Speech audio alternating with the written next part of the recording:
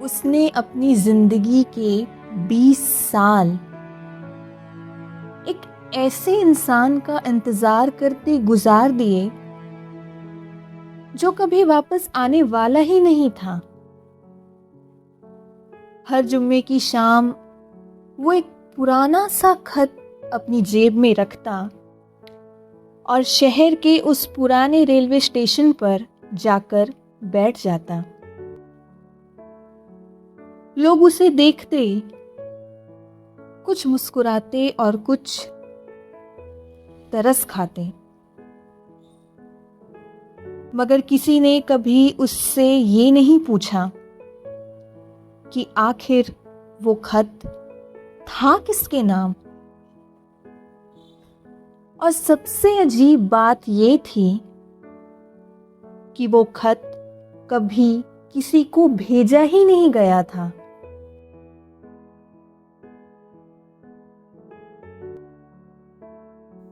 इंतजार का मुसाफिर।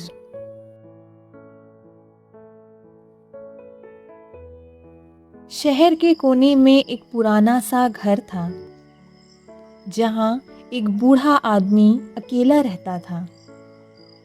उसका नाम था राहिल। पड़ोस के लोग उसे ज्यादा नहीं जानते थे, बस इतना जानते थे कि राहिल साहब हर जुम्मे को एक ही वक्त पर घर से निकलते हैं।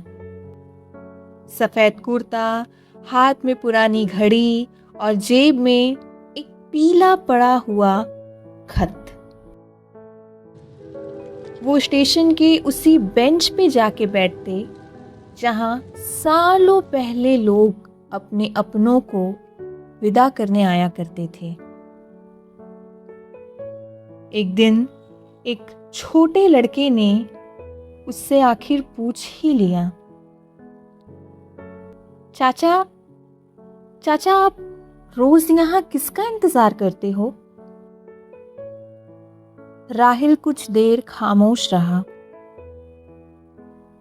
फिर हल्की सी मुस्कुराहट के साथ बोला, उस शख्स का जिसे मैंने कभी अलविदा नहीं कहा। लड़का हैरान रह गया,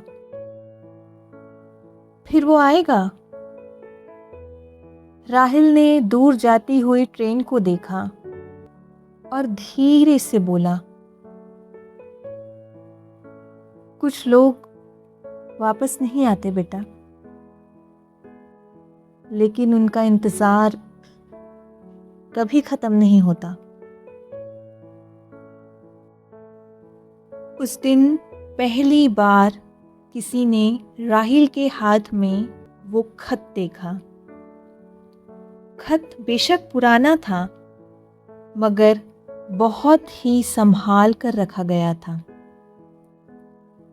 लड़के ने पूछा, फिर आप इसे भेजते क्यों नहीं? राहिल ने खत को देखा और कहा, क्योंकि ये खत किसी और तक पहुंचाने के लिए नहीं है। ये तो बस एक वादा है जो मैंने खुद से किया था। लड़का कुछ समझ नहीं पाया, लेकिन राहिल की आंखों में छुपी हुई कहानी अब भी किसी इंतजार में थी, और शायद वो खत भी किसी राज के खुलने का इंतजार कर रहा था।